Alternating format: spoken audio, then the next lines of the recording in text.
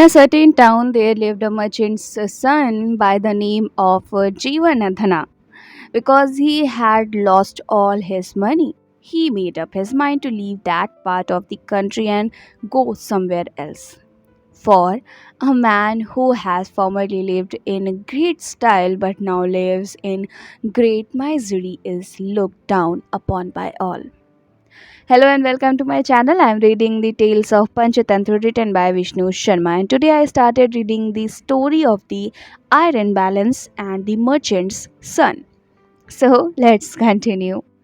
Now, in his house, the merchant's son had a very heavy iron balance that he had inherited from his forefathers.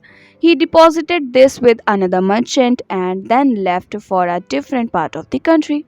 When he had travelled all over the country to his heart's content, Jivandhana returned to his own town, went to the merchant's house, and said, "Oh, merchant, please return the balance that I deposited with you." The merchant said, "But, brother, I no longer have it. The rats ate it." Jivandhana said, "Merchant, if that's the case, then it is not your fault. Life is like that. Nothing lasts forever. Anyway, I am going to the river for a bath. Please let your son Dhandev come with me to carry the things and look after them." Now the merchant was afraid that the bath things might be stolen, so he said to his son, "My son, here is your uncle. He is going to the river for a bath. Go along with him and carry the things that he needs. It's true what they say. One man is kind to another not only out of affection but out of fear, greed, and other reasons. If for no reason at all, one man is over attentive to another, it's very doubtful that the situation will end well." And so the merchant's son gladly accompanied Jivandhana to the river and carried his bath things. When he had taken his bath, Jivandhana caught hold of the merchant's son and threw him into a cave near the river bank. He then closed the entrance with a big rock and returned quickly to the merchant's house. When the merchant saw him coming back alone, he cried, "Where is my son? Who went with you to the river?" Jivandhana said, "I'm very sorry, but as he was standing on the bank of the river, a flamingo swept down, picked him up, and flew off with him." The merchant said, "You liar! How could a flamingo fly off with a child? Return my son to me immediately, or I shall complain against you in the royal court."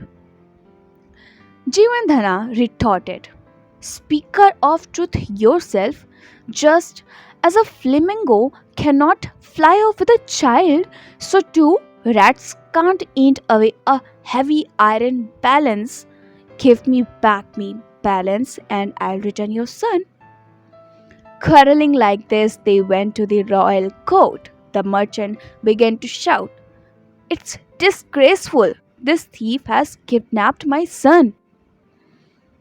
The judges said to Jivandhana, "Return the merchant's son to him." He replied, "What can I do?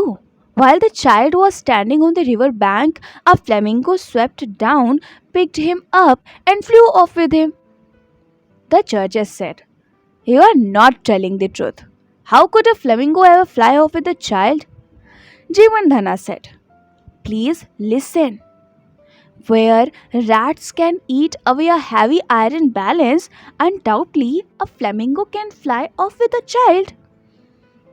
The judges asked, "What do you mean?"